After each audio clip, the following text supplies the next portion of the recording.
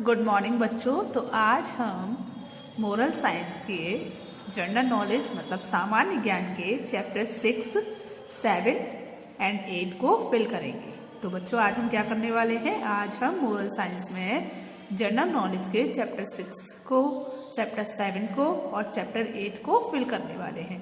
तो चलिए सबसे पहले हम चैप्टर 6 देखते हैं। तो चैप्टर 6 जो है हमारा, उसका नाम क्या है, राष्ट्रीय ध्वज, मतलब जो हमारा राष्ट्रीय ध्वज है तिरंगा, उसके बारे में हम पढ़ने वाले हैं। ओके, तो चलिए स्टार्ट करते हैं। तो क्या है, निम्नलिखित प्रश्नों के उत्तर दीजिए। आपको यहाँ कुछ प्रश्न दिखाई दे रहे हैं, आपको उनके आंसर लिखने हैं। ओके, तो चलिए स्टार्ट करते हैं। तो देखिए जो आपका पहला क्वेश्चन है वो क्या है, राष्ट्रीय ध्वज को किस नाम से पुकारा जाता है। राष्ट्रीय ध्वज को किस नाम से पुकारते हैं, मतलब जो हमारे भारत का राष्ट्रीय ध्वज है उसे हम क्या कहते हैं बच्चों, तिरंगा। क्या कहते हैं, तिरंगा। ठीक है, तो राष्ट्रीय ध्वज को किस नाम से पुकारते हैं, तिरंगा। किस नाम से पुकारते हैं बच्चों, तिरंगा। आपको पता है हम इसको तिरंगा क्यों कहते हैं, क्योंकि इसमें 3 रंग होते हैं, ट्राई कलर होते हैं। ओके, तो इसका नाम क्या है, तिरंगा। ठीक है, चलिए अगला देखते हैं। तो जो हमारा सेकंड क्वेश्चन है वो क्या है, तो देखिए राष्ट्रीय ध्वज में कितने रंग हैं। अभी मैंने आपको बताया था कि राष्ट्रीय ध्वज में कितने रंग होते हैं बच्चों, 3, 1, 2, 3। ओके, तो राष्ट्रीय ध्वज में कितने रंग हैं, राष्ट्रीय ध्वज में 3 रंग हैं। राष्ट्रीय ध्वज में कितने रंग हैं बच्चों, 3 रंग हैं। चलिए अब हम अपना अगला क्वेश्चन देखते हैं। तो 3rd नंबर का जो हमारा क्वेश्चन है वो क्या है, देखिए आप, केसरिया रंग झंडे में कहां पर आता है। केसरिया रंग झंडे में कौन से स्थान पर आता है। तो आप देख सकते हैं जो केसरिया रंग है वो हमारे झंडे में सबसे ऊपर आ रहा है ना। तो क्या हो गया, केसरिया रंग झंडे में सबसे ऊपर आता है। कहां पर आता है बच्चों, सबसे ऊपर आता है। अगला देखते हैं। तो 4th नंबर का क्या है, हरा रंग किस स्थान पर स्थित होता है। और हरा रंग कहाँ आता है बताइए। जो आपका 4th नंबर का क्वेश्चन है वो क्या है, हरा रंग किस स्थान पर स्थित होता है। तो आप बता सकते हैं मुझे हरा रंग कहाँ पर आता है बच्चों, बताइए। सबसे नीचे। कहाँ पर आता है, नीचे आता है। तो हरा रंग नीचे स्थित होता है। कहाँ होता है, हरा रंग किस स्थान पर होता है, हरा रंग नीचे के स्थान पर होता है। तो आपने 2 चीजें जानी कि जो केसरिया रंग होता है वो ऊपर, सबसे ऊपर होता है, और हरा रंग सबसे नीचे होता है। ठीक है, चलिए अब हम अपना अगला क्वेश्चन है उसको देखते हैं। तो जो हमारा 5th नंबर का क्वेश्चन है वो क्या है, देखिए सफेद रंग किस स्थान पर आता है। और सफेद रंग कहाँ आता है, अब हम ये देखते हैं कि सफेद रंग कौन सी जगह पर आता है। तो मैंने आपको बताया कि जो हमारा केसरिया रंग होता है वो सबसे ऊपर आता है, और जो हमारा हरा रंग होता है वो सबसे नीचे आता है, और सफेद रंग कहाँ आता है बच्चों, बीच में आता है। तो सफेद रंग किस स्थान पर आता है, बीच में आता है ना। सफेद रंग कौन से स्थान पर आता है, बीच में। ठीक है, चलिए अब हम अपना 6 नंबर का जो क्वेश्चन है उसको देख लेते हैं। केसरिया रंग किस बात का सूचक है, मतलब हमारे झंडे में केसरिया रंग जो डाला गया है वो किस बात का प्रतीक है, आपको पता है। तो देखिए किस बात का प्रतीक है, शौर्य और त्याग का प्रतीक है। केसरिया रंग किस बात का प्रतीक है बच्चों, शौर्य और त्याग का प्रतीक है। ठीक है, तो केसरिया रंग किसका है, त्याग। जो हमारे देश के लिए, हमारे जो इतने शहीद है उन्होंने त्याग किया है, उन्होंने बलिदान किया है, तो केसरिया रंग उस त्याग का प्रतीक है। ठीक है, केसरिया रंग किस बात का सूचक है, शौर्य और त्याग का। चलिए अगला देखिए।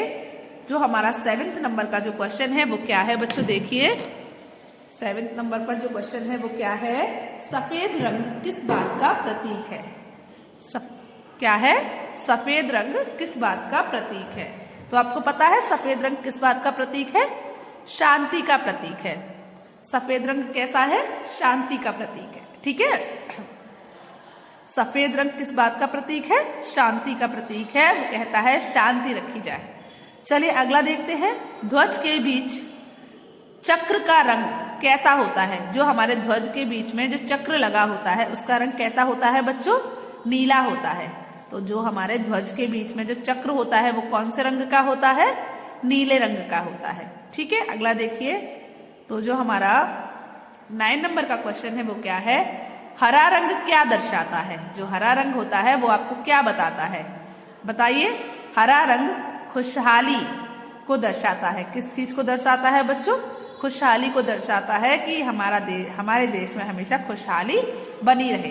तो हरा रंग क्या दर्शाता है? खुशहाली को दर्शाता है। अगला देखिए, जो 10 नंबर का क्वेश्चन है वो क्या है? चक्र में कितनी तीलियां होती हैं? आपको पता है जो आपका चक्र होता है अशोक, जिसको हम अशोक चक्र भी बोलते हैं, जो आपके तिरंगे में चक्र दिया है उसमें कितनी तीलियां होती हैं बच्चों? 24 तीलियां होती हैं। तो हमारे तिरंगे के चक्र में कितनी तीलियां होती है? 24 तीलियां होती हैं। तो चक्र में कितनी तीलियां होती है बच्चों? 24 तीलियां होती हैं। तो आपको चैप्टर 6 समझ आ गया। चलिए तो अब हम अपना अगला चैप्टर देखते हैं, चैप्टर 7। ओके, तो हमारा जो 7 नंबर का चैप्टर है वो क्या है? संवैधानिक जानकारी। क्या है? संवैधानिक जानकारी। तो इसमें हम अपने संविधान के बारे में जानकारी प्राप्त करेंगे। तो बच्चों, जो हमारा मोरल साइंस का चैप्टर नंबर 7 है उसमें हम क्या करने वाले हैं? उसमें हम अपने संविधान के बारे में जानकारी प्राप्त करने वाले हैं। तो देखते हैं। बच्चों, सही उत्तर के सामने सही का निशान लगाइए। आपको यहाँ जो क्वेश्चंस दिखाई दे रहे हैं, आपको उनका जो आपको सही ऑप्शन लगता है उस पर आपको सही का टिक लगाना है, सही का निशान लगाना है। ठीक है, चलिए देखते हैं। तो हमारा पहला जो क्वेश्चन है वो क्या है? भारतीय संविधान किस दिन लागू हुआ? भारतीय संविधान कौन से दिन लागू हुआ?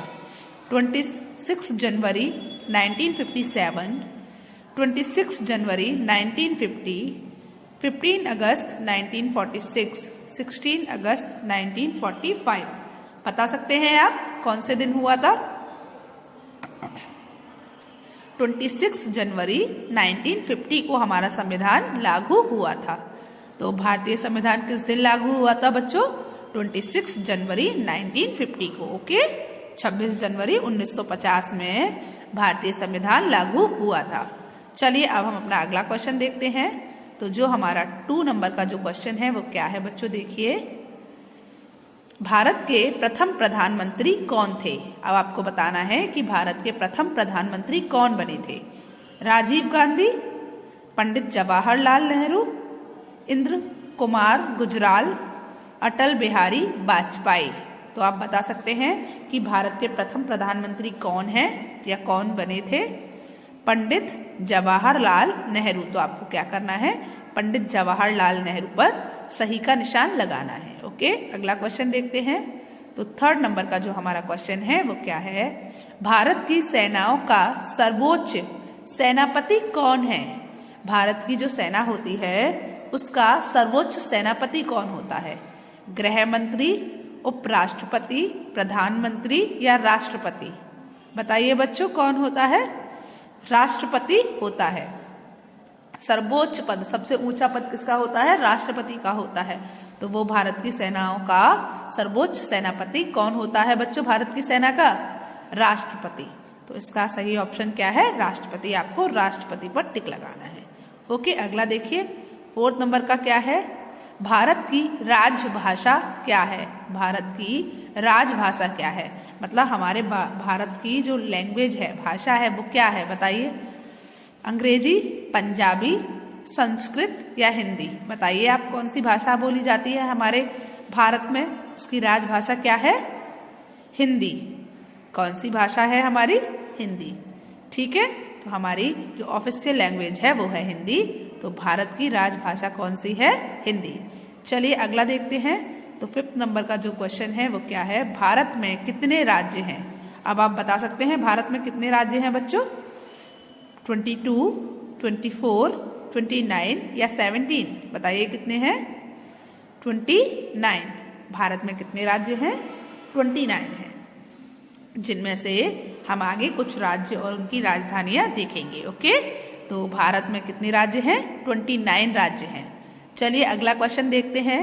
तो जो हमारा 6 नंबर का जो क्वेश्चन है वो क्या है बच्चों, देखिए आप। भारत का राष्ट्रीय पशु कौन सा है? आप जानते हो भारत का राष्ट्रीय पशु क्या है? बाघ, हिरण, घोड़ा या हाथी? क्या है बच्चों बताइए आप, भारत का राष्ट्रीय पशु कौन सा है? बाघ है। तो आपको क्या करना है, बाघ पर सही का निशान लगाना है। ओके, 7 नंबर का क्वेश्चन देखते हैं। भारत का राष्ट्रीय पुष्प कौन सा है, मतलब भारत का राष्ट्रीय फूल कौन सा है? ठीक है, तो आपको पता है भारत का राष्ट्रीय फूल क्या है? गेंदा, गुलाब, कमल, चमेली। आप बता सकते हैं भारत का राष्ट्रीय फूल कौन सा है? कमल। भारत का राष्ट्रीय फूल कौन सा है बच्चों? कमल।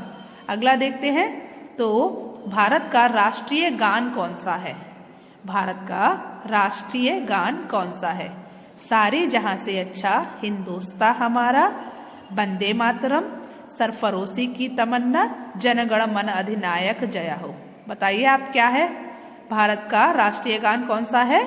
जनगण मन अधिनायक जय हो। ठीक है, अगला क्वेश्चन देखें तो 9 नंबर का जो क्वेश्चन है वो क्या है? राष्ट्रीय कैलेंडर का पहला महीना कौन सा होता है? जो हमारा कैलेंडर है उसका पहला महीना कौन सा होता है? आषाढ़, चैत, कार्तिक, आश्विन। बताइए कौन सा होता है? चैत। तो राष्ट्रीय कैलेंडर का पहला महीना कौन सा होता है बच्चों? चैत।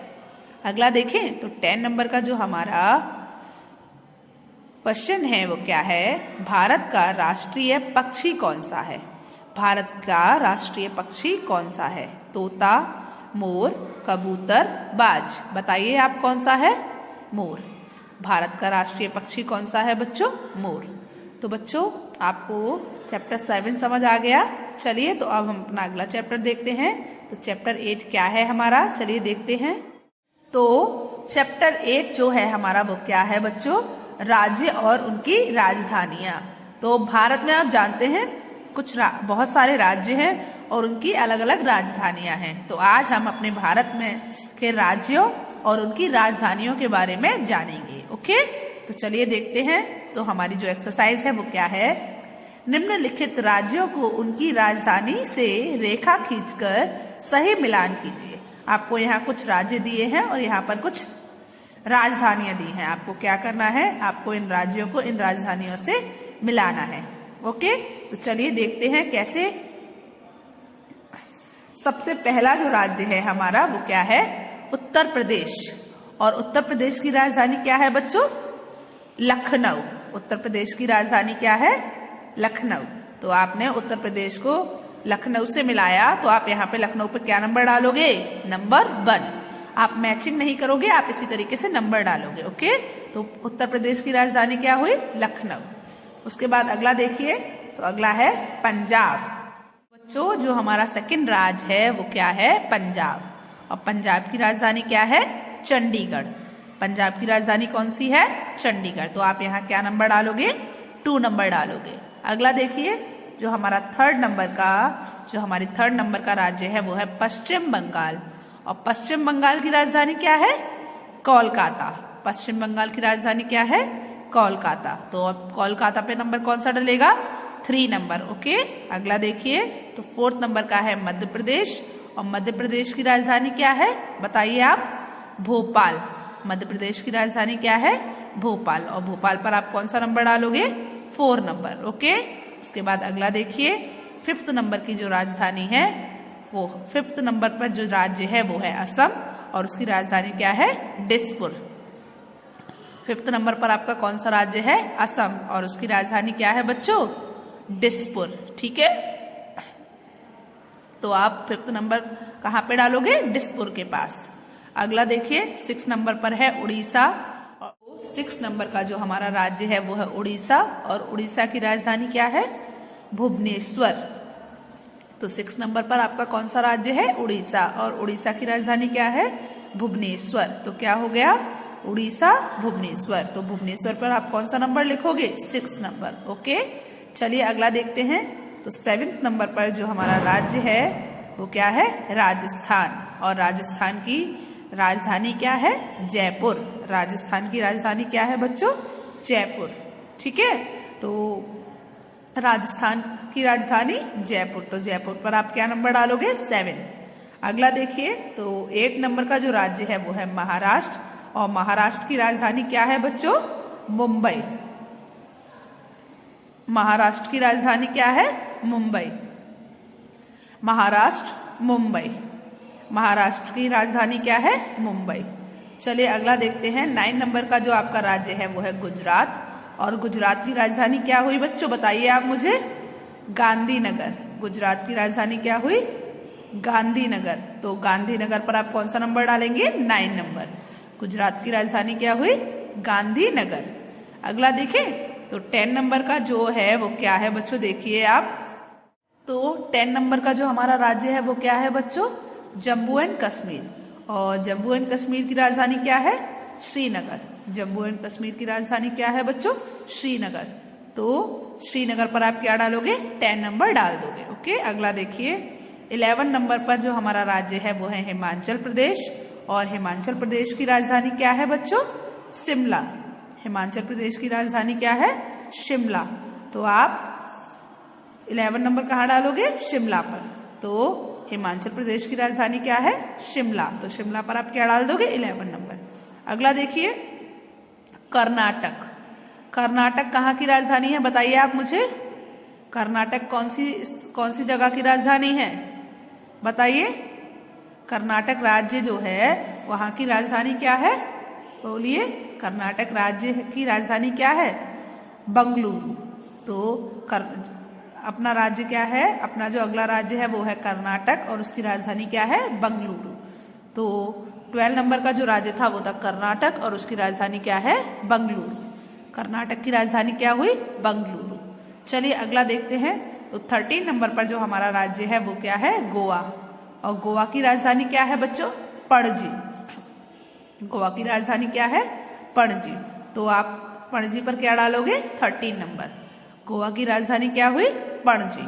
उसके बाद जो आपका 14 नंबर पर जो राज्य है वो है बिहार, और बिहार की राजधानी क्या है बच्चों? पटना। बिहार की राजधानी क्या है? पटना।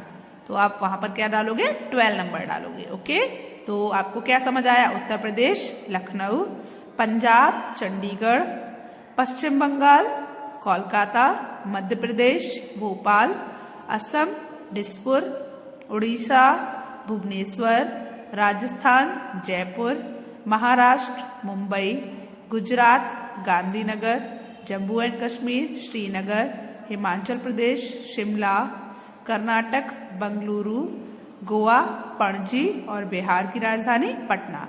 तो आपको चैप्टर 8 समझ आ गया। तो आज आपको होमवर्क में क्या करना है बच्चों? आज आपको होमवर्क में मोरल साइंस की जनरल नॉलेज मतलब सामान्य ज्ञान के चैप्टर नंबर 6, 7 और 8 बुक में ही फिल करना है। ओके, तो आज आपको होमवर्क में क्या करना है पता चला ना? आपको मोरल साइंस के जनरल नॉलेज के चैप्टर 6, 7 और 8 समझ आ गए? ओके, तो आज के लिए बस इतना ही। चलिए, गुड बाय।